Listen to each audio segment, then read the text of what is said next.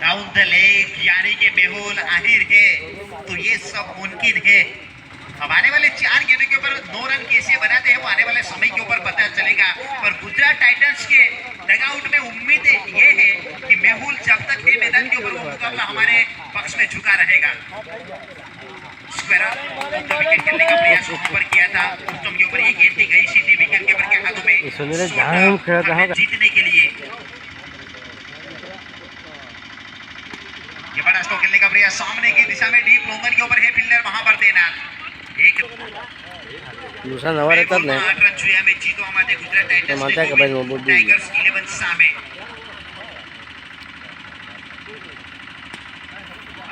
सामने की दिशा में स्ट्रोक को खेला है, दूसरे के लिए क्या पलटवार करेंगे? तो आखिरी गेंद 6 रन सामने है। अंकित सजा जीत गए।